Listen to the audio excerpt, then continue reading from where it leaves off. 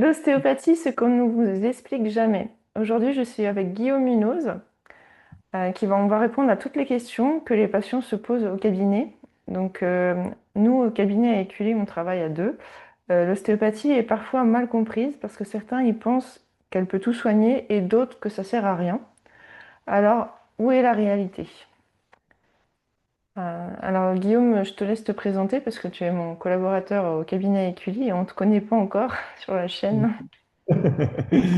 Donc, je m'appelle Guillaume Munoz, j'ai 43 ans, je suis papa de deux enfants, je suis ostéopathe depuis 13-14 ans maintenant. Donc, j'avais ouvert le cabinet d'Écully directement à la fin de ma formation et j'ai un autre cabinet sur Mions où je travaille en alternance, d'où le fait de travailler avec toi. Voilà, pour proposer aussi un package un peu différent.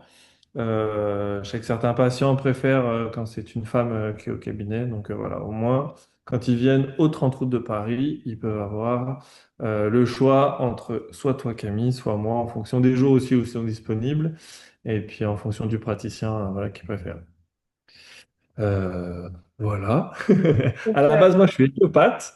Donc, j'ai fait l'école d'éthiopathie de Lyon, la fac de Lyon. J'ai travaillé 2 années en tant qu'éthio et je me suis rendu compte qu'en France, les mutuelles remboursaient beaucoup mieux l'ostéopathie que l'éthiopathie. Donc, j'ai décidé de passer aussi mon diplôme d'ostéo pour pouvoir avoir mon numéro ADELI et pour pouvoir voilà, essayer d'avoir une formation aussi en plus et puis que les patients soient mieux remboursés. D'accord. Et Voilà. pour remettre un peu dans le contexte, Guillaume, en ce moment, là, moi j'ai des remplaçants parce que je suis en congé maternité. Donc là, toi, tu es au cabinet, moi, je suis chez Exact. moi et je reprends donc le 25 octobre. Et là, aujourd'hui, en fait, on va redémarrer. Enfin, même si je suis en congé maternité, je suis toujours là pour vous répondre à vos Tranquille. questions et voilà, pour rester dans le moule. Et on va voir un petit peu aussi pourquoi l'ostéopathie, elle est autant critiquée. Parce que des fois, il y a des promesses qui sont parfois exagérées par certains ostéopathes. Il y a aussi les réseaux sociaux, des dérives, les différences aussi entre les croyances et les différentes pratiques entre ostéopathes. Qu'est-ce que tu en penses, toi, Guillaume, de ça? Moi, je pense que c'est comme dans tous les métiers, il y a de tout et n'importe quoi. Et alors moi, je suis un peu de la vieille école parce que c'est vrai que à l'époque, il n'y avait pas Internet, il n'y avait pas Google, toutes ces choses-là. Je pense que si j'étais un jeune de maintenant, forcément que j'utiliserais tous les outils, Doctolib, voilà, il y a beaucoup de maintenant, on voit de praticiens qui ont Instagram, TikTok, voilà, pour essayer de montrer un petit peu la façon dont on travaille. Moi, à l'époque, dès que je cherchais un professionnel, je demandais à mes potes, en fait, en disant, est-ce que tu connais un bon, je sais pas, par exemple, un bon opticien? Oui, bah voilà, va voir lui ou quoi. Je pense très sincèrement qu'au niveau de l'ostéopathie, beaucoup d'écoles forment les ostéos en leur faisant croire qu'une fois qu'ils ont fini, ils vont mettre la plaque sur leur mur et que leur cabinet va être plein. On voit qu'il faut quand même quelques années avant de ne serait-ce que pouvoir sortir un salaire, payer déjà toutes les charges et sortir un salaire. Donc déjà, il y a ça, ce premier problème où il y a beaucoup de personnes qui vont s'installer, enfin de jeunes praticiens qui vont s'installer et qui vont pas réussir à vivre de ça. Et puis après, il y a toutes les croyances qu'il va avoir derrière. Certains nous tirent dessus à balles réelles parce que voilà, ils pensent que l'ostéo, on est des charlatans ou que voilà que ça sert à rien. Et puis après, il y a d'autres praticiens qui sont peut-être pas assez bien formés, qui prennent des pathologies qui ne sont pas des pathologies qui peuvent être prises en charge par l'ostéopathie et qui essayent quand même ou qui font croire à leurs patients voilà, que qu'on pourra tout soigner. Moi, je pense très sincèrement qu'on ne peut pas tout soigner. Je réoriente souvent des patients vers d'autres praticiens, vers d'autres spécialités, ne serait-ce que le médecin généraliste, hein. On sait que maintenant, c'est très compliqué pour avoir un rendez-vous avec leur généraliste. Moi, j'ai des patients qui ne jurent que par l'ostéo et qui passent directement par moi parce que les rendez-vous sont plus rapides. Et parfois, quand c'est infectieux, par exemple, ou microbien, voilà, il faut quand même passer par la médecine traditionnelle. Et puis voilà, donc il faut faire attention à tout ça, d'où le fait aujourd'hui d'en parler un petit peu. Mm. Je dirais oui, plutôt un bon professionnel, c'est surtout de savoir ses limites, savoir ce qui est dans notre domaine et ce que l'on doit, euh, on va dire, bah, demander à un autre professionnel une aide parce que c'est une prise en charge pluridisciplinaire, surtout dans des pathologies chroniques. Ça peut être aussi les personnes en chimio, dans le cas du cancer, tout ça. Donc nous, on peut accompagner, mais ils ont leur suivi médical à côté et ça, c'est hyper important. Sachant aussi que moi, je suis spécialisée dans les troubles du comportement alimentaire, fertilité, femme enceinte. Donc forcément qu'ils ont tous leur suivi médical et que voilà, c'est une approche en plus par mes compétences en ostéopathie et mes compétences aussi par mes formations et mon expérience personnelle là-dedans. Donc, on va dire que chaque patient trouve son praticien qui lui est le plus adapté et propre à ce qu'il a besoin, parce que c'est aussi la connexion avec le praticien qui compte. Parce que forcément, si vous vous sentez pas à l'aise, si voilà, c'est ça aussi qui compte. On est tous uniques et on est tous différents. Chaque ostéopathe est différent, chaque médecin est différent, donc ça c'est important. Et oui, et puis l'évolution entre moi, quand j'étais diplômée, c'était en 2016. Il n'y avait pas non plus encore autant de les réseaux sociaux, tout ça, c'était pas encore dans ce sens-là. Et c'était vrai que le bouche à oreille fonctionnait bien. C'est vraiment le fait de connaître la personne et se sentir en sécurité qui, qui faisait qu'il y avait une bonne connexion patient-praticien. Je pense que c'est ça aussi, toi, Guillaume, aussi, que tu as vu avec l'évolution des gens qui te connaissent après, qui te recommandent aussi, ça a dû bien aider. Des fois, on fait un peu partie de la famille, hein. Voilà, c'est ça. C'est ça, quand les patients viennent, il y a les mots qui vont avoir voilà, au niveau structurel, et puis après, il y a tout ce qui va pas autour, le boulot, la famille, les enfants, il y a toujours des fois des petites choses, voilà, ils viennent aussi pour se confier. Donc souvent, moi, ce que je dis quand on me demande c'est quoi la différence entre un ostéo, un éthiopathe, un chiro, un kiné ou quoi, j'aime bien dire cette petite phrase en disant, en fait, c'est l'affinité que vous allez avoir avec le praticien.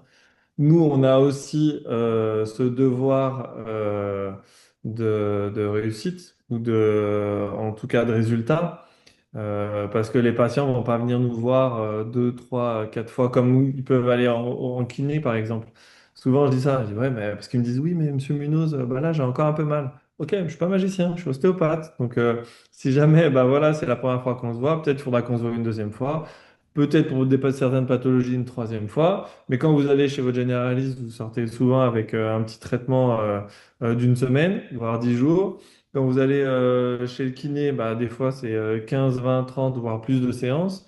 Donc voilà, nous on a quand même ce devoir de résultat. Les patients ne vont pas revenir nous voir 4, 5 fois si jamais ils sont vraiment zéro amélioration. Mais c'est vrai que voilà, c'est une affinité à avoir avec le praticien. Moi, je pense très sincèrement qu'on ne peut pas soigner tout le monde. Et puis, il y a des fois où ça va mieux passer avec certains patients que d'autres ou quoi. Donc, on a tous notre petite spécificité. Et puis voilà, après, aux patients de trouver le praticien adéquat. Hmm. Et donc, que peut réellement vraiment apporter l'ostéopathie? Donc, en fait, on va vous expliquer qu'est-ce qu'on peut soulager, qu'est-ce qui est de notre recours, pourquoi vous pouvez venir nous voir. Donc, il n'y a pas forcément, on pense, l'ostéopathe, les os, faire craquer, donc quand on a une douleur articulaire. Donc, certes, il y a les douleurs musculo-squelettiques, que vous soyez sportif ou non, une douleur quelque part. Nous, on va vérifier que la douleur, elle est de notre ressort, donc elle est fonctionnelle et qu'il n'y a pas une douleur organique, quelque chose de plus grave, voilà, qui serait vraiment organique. Quand il y a une douleur musculaire, articulaire, posturale, donc on fait tout un- un bilan postural pour voir d'où vient la douleur. Le but, c'est pas de corriger là où vous avez mal, mais c'est d'aller chercher qu'est-ce qui a causé cette douleur. Donc ça, c'est dans le cadre de la douleur musculo-squelettique. Je sais pas si tu as quelque chose à rajouter par rapport à ça, Guillaume. Ça va bien. Ouais. T'as bien Après, résumé. voilà, après, on a d'autres troubles fonctionnels. Donc ça peut être dans un contexte particulier. Par exemple, la grossesse. suivre la grossesse. Donc il peut y avoir les nausées de la grossesse. Donc là, on va travailler sur le système nerveux autonome, le nerf vagal, donc des choses très spécifiques que en médecine, on va vous donner peut-être un médicament anti-nauséeux, mais on peut faire quelque chose aussi en ostéopathie sur le système neurovégétatif. C'est un exemple. Donc un contexte particulier. Donc ça peut être la grossesse, une compétition sportive, après un accouchement, voilà, des étapes de la vie qui sont importantes et on fait aussi de la prévention là-dedans avant d'avoir mal, de venir consulter aussi en prévention pour ça.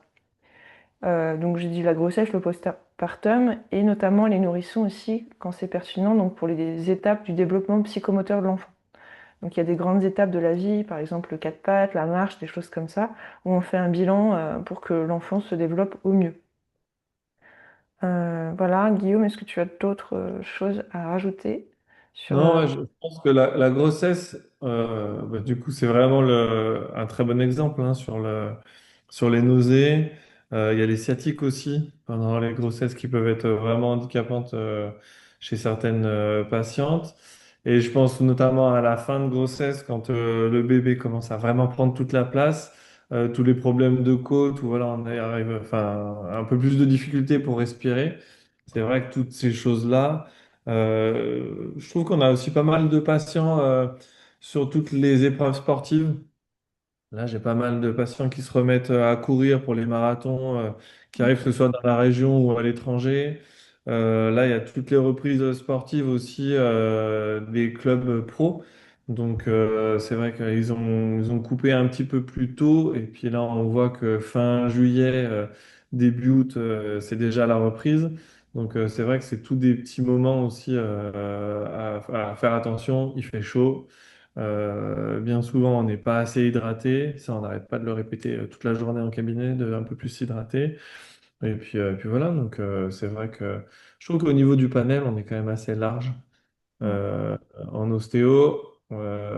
Et c'est ça qui est intéressant. C'est que les journées sont parfois longues, mais au niveau des pathologies, ça se regroupe parfois, hein. Des fois, on en rigolait quand on était étudiant en disant là, c'est fou, hein, on a vu 15 patients dans la journée, ils ont tous mal au même endroit. Ça se répercute sur certains jours, mais il y a certains jours où c'est super divers. Donc c'est ça aussi qui est intéressant dans le métier. Ouais. Et puis aussi, il y a des pathologies, par exemple, des troubles du comportement alimentaire. Bon, moi, j'accompagne aussi à distance, mais même en ostéopathie, on va dire qu'il y a aussi les conséquences sur le corps, la relation qu'on a avec son corps et le fait de se sentir bien dans son corps, dans tout point de vue, hein, parce que les troubles du comportement alimentaire donnent des conséquences, par exemple, pour les vomissements dans le cas de boulimie, tout ça, des tensions au niveau du thorax, tout ça qui sont importantes à régulariser parce que sinon c'est un cercle vicieux, on s'enfonce dans la maladie. Donc il y a des choses comme ça qui sont très intéressantes pour augmenter les chances de s'en sortir. Donc tout ce qui est même les dépressions, tout ça, parce que se sentir bien dans son corps, le corps-esprit, et quand on dit aussi le ventre, le deuxième cerveau, moi j'ai beaucoup de personnes stressées qui ont des troubles digestifs, qui ballonnent, qui mastiquent pas bien, donc j'ai le problème de la mâchoire, de la dentition, bien digérer, tout ça, ça joue en fait sur leur santé globale. Et donc ça c'est pour ça que la prévention est hyper importante pour éviter de carrément tomber de haut à force de quand ce sont des maladies chroniques, psychologiques ou des maladies invisibles à l'œil nu, mais qui impactent le quotidien des personnes. Sachant qu'il y a quand même aussi des situations où le traitement, enfin, il y a quand même, on va dire, des drapeaux rouges, entre guillemets, ou des examens complémentaires à faire, ou travailler en collaboration aussi avec des médecins, des sages-femmes, des kinés ou d'autres professionnels de la santé. Et donc c'est important aussi d'orienter le patient quand c'est nécessaire dans ce cas, parce que des fois les gens ils viennent nous voir directement, ils n'osent pas en parler. Moi j'ai aidé des personnes qui souffrent aussi de vaginisme, des choses où on n'ose pas trop en parler. Mais des fois c'est important aussi de travailler en collaboration avec d'autres professionnels et ça c'est hyper important. Surtout c'est vrai que nous en tant qu'ostéopathe on a du temps contrairement aux médecins qui prennent pas beaucoup de temps avec le patient, nous on prend un peu plus de temps de se connecter à eux et du coup les patients nous disent des choses qu'ils ne disent même pas aux médecins. Donc c'est ça Oui, qui est complètement. important à voir. Je sais que le médecin, ce qu'il m'avait, il y a peut-être 3 4 ans, où j'ai une patiente qui venait pour des céphalées et je lui ai dit, ben, elle vous a pris votre tension? Ah ben non. et il n'a pas le temps et tout ça. Et je dis, moi, enfin, vertige céphalée chez une femme, le premier truc que je regarde, c'est la tension. Et du coup, c'est vrai que des fois, le système, je pense, médical français est saturé. Et je pense qu'il y a des petites limites aussi. Mais bon, ça, après, on peut en parler des heures. Mm. Mais pour revenir après pour tout ce qui est digestif, je sais que moi, par exemple, quand on voit que c'est des soucis qui sont récurrents, j'aime bien proposer le fait de pouvoir faire une prise de sang pour voir les intolérances. Et en fait, on est agréablement surpris. Certaines fois, hein, j'ai une patiente qui mangeait healthy, qui faisait très attention. Et en fait, elle avait des intolérances à énormément de choses qui étaient dans son assiette au quotidien. Donc, du coup, et en fait, juste en changeant ça, eh ben, elle avait plus d'inflammation au niveau de toute sa partie digestive. Donc, c'était finalement pas grand-chose à faire parce qu'il y avait juste à contrôler et à changer après bah, ses habitudes alimentaires. Moi, au niveau des manipulations, j'ai presque eu à rien faire. Et puis voilà, on s'est rendu compte qu'en fait, depuis toute petite, elle mangeait des choses qui... donc elle n'était pas allergique, mais elle était intolérante. Et c'était assez compliqué après dans sa vie de tous les jours. Et du moment qu'elle a enlevé ça, après, c'était nickel, quoi. Mm. Tout Voilà. à fait. Ouais, des fois, il y a des choses, voilà, c'est aussi en fait, c'est pas forcément, c'est toutes les connaissances qu'on a à côté parce qu'on est ostéopathe, mais aussi on s'intéresse à beaucoup de choses dans le domaine de la santé. On est passionné par ce qu'on fait, Guillaume et moi. Et moi, par exemple, je me suis spécialisée dans l'embryologie humaine, donc c'est-à-dire que j'ai étudier plus profondément le développement du corps humain depuis l'embryologie. Donc, ce qui fait on va chercher vraiment la rotation des organes, que le corps se sente bien. Et après, je me suis spécialisée donc, dans la fertilité suite aux troubles du comportement alimentaire, la grossesse et le postpartum. Parce que on s'intéresse à un sujet, plus on est vraiment calé là-dessus pour aider ce type de personnes. Et en fait, c'est une passion. Souvent, on fait ça parce que c'est une passion. Et moi, c'est parce que j'ai souffert aussi de troubles alimentaires et de la maladie de Crohn.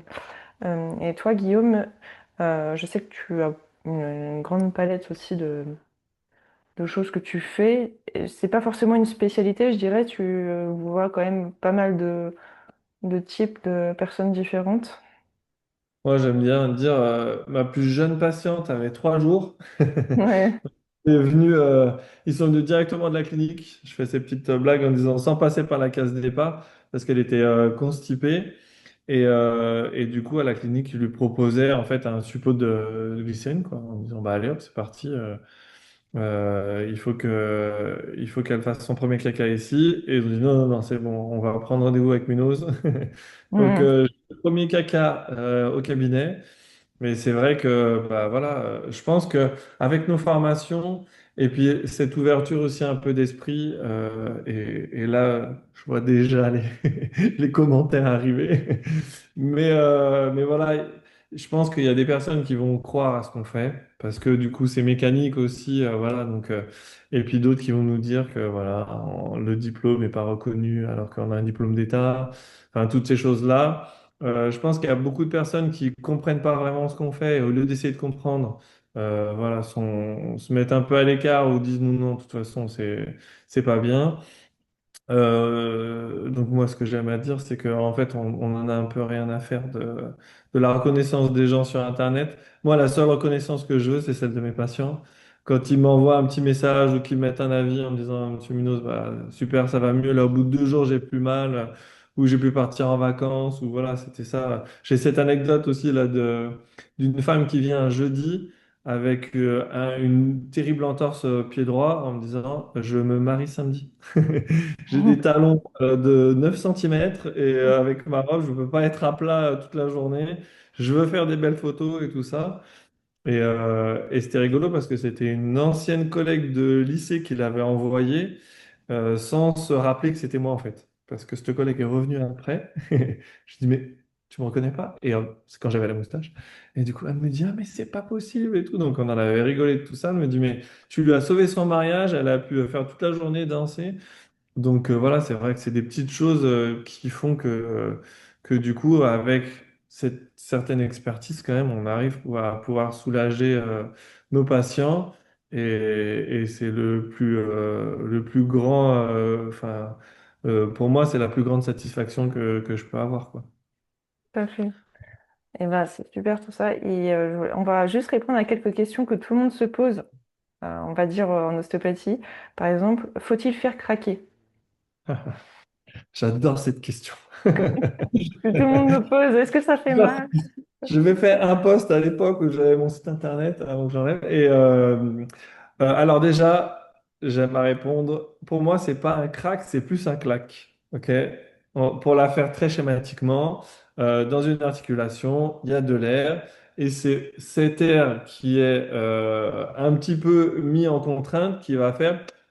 Donc, c'est pas vraiment un crack, mais on a ce truc-là d'avoir vu tellement de films de Chinois où le mec passe derrière, il lui tourne la tête et le gars tombe, que du coup, on a cette image en tête. Et ce que je dis aux patients, c'est comme maintenant, si on tire sur des voitures, elles ne vont pas exploser. Donc, voilà. Pour moi, le crack n'est pas synonyme de bonne ou de mauvaise manipulation parce que ceux qui se font craquer le bout des doigts, il n'y a aucun but thérapeutique et pourtant ça craque quand même. D'accord? On connaît tous des amis quand on était jeune, ah, le gars il se fait craquer les doigts toute la journée. Aucun but thérapeutique et il y a quand même ce petit bruit. Moi, ce que j'aime à dire, c'est que dans notre profession, on essaye de redonner de la mobilité à l'articulation. Du moment qu'il y a un blocage, c'est là que les douleurs vont arriver. Mais du moment qu'on enlève ce blocage, c'est tout bon. Donc, moi, mon but, c'est de redonner de la mobilité. Des fois, ça craque et ça va pas bouger comme je veux. Je vais continuer à travailler. Et des fois, ça craque pas, mais la mobilité est là, donc j'arrête. Voilà. Et puis la manipulation, c'est pas forcément parce que ça a craqué que ça a fonctionné. Des fois, il y a l'effet neurovégétatif. En fait, ça va stimuler le ganglion vertébral qui va envoyer une information nerveuse sur un organe. Voilà, donc ça, c'est du système neurovégétatif. Donc là, vraiment, c'est dans nos études qu'on apprend tout ça, mais c'est le craquement n'a rien à voir. On peut très bien même être manipulé et en sortant du cabinet, craquer tout seul en marchant, en fait, parce que tout s'est libéré et en fait, on craque tout seul. Donc c'est ça qui est En vrai, important. le crack, on a qu'à attendre 2 3 minutes et on peut exactement refaire ce bruit-là sur l'articulation qu'on vient de manipuler, hein. Oui, comme un doigt, on peut le faire craquer tous les jours, hein. C'est ça. Voilà. Combien de séances faut-il en ostéopathie? minimum Alors moi, je travaille différemment. C'est-à-dire que euh, je pense pas, c'est de la mécanique humaine, c'est pas de la mécanique d'un véhicule. On n'a pas besoin de changer le filtre ou de changer d'huile, de choses comme ça. J'ai des patients, on en rigolait en début d'année, j'ai un patient, ça faisait 7 ans que je l'avais pas vu. Et en fait, à chaque fois, je dis, vous m'avez fait des infidélités. Je dis, non, non, mais ça allait bien. Donc, du coup, je pense qu'il n'y a pas vraiment de temps à se dire, il faut qu'on se voit tous les 3 mois ou tous les 6 mois. Déjà, ça dépend du patient. Ça dépend s'il a un métier, par exemple, comme les maçons ou les menuisiers, ou voilà, c'est quand même des métiers assez physiques, ou des patients qui travaillent en bureau, on va pas du tout avoir les mêmes pathologies. Des patients sont sportifs, pas sportifs, s'ils font attention à bien s'échauffer, bien s'étirer. Enfin, c'est vrai qu'au cas par cas, on peut pas dire. Moi, ce que j'aime à dire, c'est du moment qu'il y a une douleur, ça sert à rien d'attendre parce que ça passera jamais tout seul. Ou ça passera tout seul en 6 mois, mais en fait, ça va déclencher d'autres douleurs, le corps va compenser. Donc, du moment qu'il y a une douleur, il faut consulter rapidement. Surtout que maintenant, avec Doctolib, arrive à avoir quand même une vision sur l'agenda qui est assez courte. Donc, du coup, je suis pas sur le fait de se dire on fait une consultation et on se revoit dans 6 mois. Après, ça dépend aussi, voilà, si jamais c'est des patients, ça m'arrive de le faire sur des patients qui ont des objectifs, par exemple sportifs. Je veux recourir, par exemple, là, j'ai des patients qui viennent pour le marathon de Chicago qui sera au mois d'octobre ou novembre, je crois. Donc voilà, du coup, ils me disent, là, je pense qu'il faudrait qu'on se revoie dans 3 mois. Écoutez, moi, je remets jamais de rendez-vous. Vous voyez avec Doctolib. Et puis voilà. Je sais qu'il y a certains confrères, consoeurs qui fonctionnent différemment. Moi, je pense que ça sert à rien de refixer un rendez-vous parce que bah, ça se trouve dans 3 mois, ça ira bien. Et concrètement, si le patient vient et qu'il n'y a pas de douleur, je ne le manipule pas. Parce que ça sert à rien de créer un déséquilibre si jamais tout va bien. Par contre, si jamais il y a une petite tension, là, ça vaut le coup de venir être consulté. Alors justement, peut-on consulter sans avoir mal? La question. Moi, je pense pas. Mais après, Ça pourrait se discuter après. ouais, voilà, si tout va bien, je vois pas l'intérêt en fait de faire quelque chose qui va justement amener un déséquilibre. Après, c'est ma vision, ma façon de travailler. C'est comme souvent, hein, je donne des exemples justement de la mécanique en disant si jamais vous avez votre voiture mais que tout va bien, vous n'allez pas l'emmener en révision. Vous allez attendre un certain kilométrage, vous allez attendre voilà, qu'il y ait un bruit ou qu'il y ait quelque chose qui, un voyant qui s'allume ou quelque chose comme ça. Du moment qu'il n'y a pas de douleur, pas de tension, ça sert à rien de consulter. Après, vous pouvez passer pour qu'on boive un café. Mais Ouais, c'est sûr. En fait, moi, ce que je pense, c'est, je suis d'accord avec toi, Guillaume, sur ce point-là, mais des fois, c'est des personnes qui se disent, oh, tout va bien, puis finalement, quand on creuse, bah, des fois, ils ont le ventre qui ballonne, ils ont des petites choses, en fait, des inconforts où ils dorment mal. En fait, c'est pas forcément des douleurs, c'est des choses au quotidien qui sont pas, on va dire, optimales. Et là, dans ce cas, on peut intervenir sur le sommeil, la digestion, sur des petites choses, en fait, des petits détails, ou en cas de, par exemple, pour la grossesse, par exemple, des reflux, des choses comme ça. Au début, on pourrait très bien dire, ah bah non, tout va bien. Et en fait, quand on creuse vraiment, bah, on peut optimiser tout. Et parce que ces petits symptômes, c'est des petits, on va dire, des petits signaux d'alerte qui peuvent plus tard entraîner des choses plus compliqué parce que par exemple des reflux ou même une inflammation de l'estomac qui peut s'aggraver ou voilà des choses comme ça. Moi j'ai eu la maladie de Crohn donc j'avais des adhérences viscérales donc il y avait des jours où j'avais pas forcément mal mais il y avait aussi des adhérences à continuer à travailler donc quand c'est comme ça on met des rendez-vous un petit peu plus réguliers pour pas attendre d'être complètement en patraque quoi. oui, après, sur ces pathologies, tu peux faire un suivi. Moi, Voilà. c'est voilà. Tu vois, par exemple, pour l'énurésie, Mhm. toutes ces choses-là où j'ai vraiment où je leur dis, voilà, ce qu'on fait, c'est qu'on va faire cette séance-là, on se remet une séance dans 3 semaines, et puis on voit ce que ça donne. Si jamais on voit que voilà, ça a été magique, c'est tranquille, il n'y a plus rien, et ben vous annulez le rendez-vous. Et puis si jamais il reste encore un petit truc, on va. Mais c'est vrai qu'après. Comme tu le dis, en fait, je pense que si jamais on prenait n'importe quelle personne et qu'on allait vraiment faire des recherches ou titiller ou quoi, on arrive toujours à trouver une petite tension au trapèze, une petite douleur au ventre, ou voilà, ou un mollet qui tire, un quadri qui est trop, voilà. On arrive toujours à trouver quelque chose, mais il faut que ça reste nuancé. Moi, si jamais vraiment la personne... Une fois, j'ai eu ça, hein, un patient qui est venu. Vous avez mal où? Bah, je sais pas. Et en fait, sa femme qui avait pris rendez-vous parce qu'il n'arrêtait pas de se plaindre, mais lui, il n'arrivait plus à savoir où est-ce qu'il avait mal. Donc j'avais fait la blague en disant, on va quand même pas appeler votre femme pour savoir où vous avez mal. Et en fait, il avait mal à l'épaule, mais c'était pas quelque chose qui le gênait tous les jours. C'était pas une douleur qu'il avait quotidiennement, mais par contre, il n'arrêtait pas de se plaindre depuis plusieurs moments. Et sa femme, au bout d'un moment, dit, voilà, c'est bon, je te prends rendez-vous. Mais voilà. Oui, alors moi des fois je propose une deuxième séance quand il y a un équilibre postural qui est pas, par exemple quand j'ai équilibré les appuis, le bassin, l'équilibre sur les deux pieds, et quand il y a quelque chose de plus profond au niveau par exemple des muscles des yeux, les muscles oculomoteurs, voilà, un travail à faire plus crânien, plus profond sur l'axe du crâne au sacrum. Et des fois je le fais en deux fois parce que si on fait tout l'équilibre d'un coup, la personne en fait on lui change tout sa posture. Une fois et les gens bah, après le lendemain ils peuvent même pas aller au travail tellement qu'ils sont fatigués parce que ça fait trop d'un coup. Donc, quand ça fait trop pour le corps comme ça, on le fait en deux fois, par exemple. Ça peut être voilà, des situations particulières. C'est vrai qu'il ne faut pas trop faire parce qu'après, sinon, le Ouais. risque d'inflammation est quand même présent. On ne sait Mm. jamais. Je Et suis moi, d'accord. surtout, c'est vrai que nous, on a quand même, il y a des ostéopathes qui prennent des fois pendant 1 heure le patient à traiter toutes les articulations, tout ce qui va pas. Dès qu'ils trouvent un blocage, ils débloquent. Moi, je fonctionne pas comme ça, et toi, je pense pas non plus, Guillaume. C'est qu'on va vraiment chercher l'origine du blocage. Par exemple, je vais vous prendre un exemple. Imaginons que vous avez une contracture du cou, quand vous contractez comme ça. On va imaginer qu'il y a une tension au niveau du ventre. On va d'abord libérer la cicatrice ou ce qui bloque au niveau du ventre pour que le corps se relâche en bas et que tout d'un coup, hop, bah, tout se relâche au niveau de la tête. On n'a même pas besoin de toucher le cou. Donc en fait, des fois, euh, ce qui compte, c'est l'analyse. À force de pratiquer, on sait où aller et où traiter la cause pour que le reste se libère tout seul. Donc du coup, les consultations sont plus courtes, mais souvent plus efficaces et ça évite bah, de surtraiter. Le surtraitement n'est pas bon parce que ça crée de... Moi, j'ai d'autres aussi, des patients qui sont déjà été voir d'autres ostéopathes qui les ont fait craquer dans tous les sens, sans chercher vraiment la logique à ce qu'ils faisaient. Et là, ça peut en créer d'autres douleurs ou aggraver le problème, quoi.